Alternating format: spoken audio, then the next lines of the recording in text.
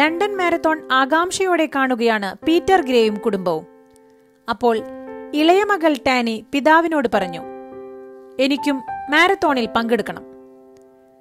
വീട്ടിൽ അതുവരെയുണ്ടായിരുന്ന ബഹളം മെല്ലെ നിശബ്ദതയിലേക്ക് വഴിമാറി. എല്ലാവരും സങ്കടത്തോടെ അവളെ നോക്കി.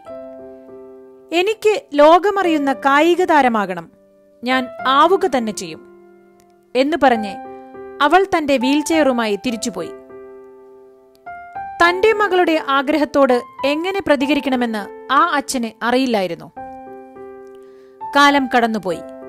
ബാസ്കറ്റ്ബോൾ, അമ്പെയ്ത്ത്, നീന്തൽ, കുതിരയോട്ടം എന്നിവയിലെല്ലാം ടാനി അസാമാന്യ പ്രകടനം കാഴ്ചവെച്ചു. അവളുടെ സ്വപ്നം പോലെ തന്നെ 1988 ബ്രിട്ടനു വേണ്ടി ടാനി പാരാലിമ്പിക്സിൽ പങ്കെടുത്തു. അവിടുന്നങ്ങോട്ട് ടാനിക്ക് തിരിഞ്ഞു നോക്കേണ്ടി വന്നിട്ടില്ല.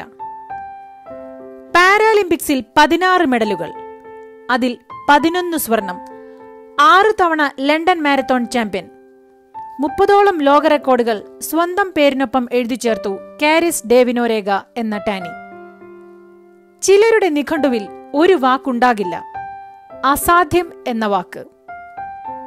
മനക്കരുത്തുകൊണ്ട് അവർ എന്തും നേടിയെടുക്കും. നമ്മെ തേടി വരുന്ന സങ്കീർണതകളെയും നമുക്ക് മനക്കരുത്തുകൊണ്ട് തന്നെ നേരിടാം.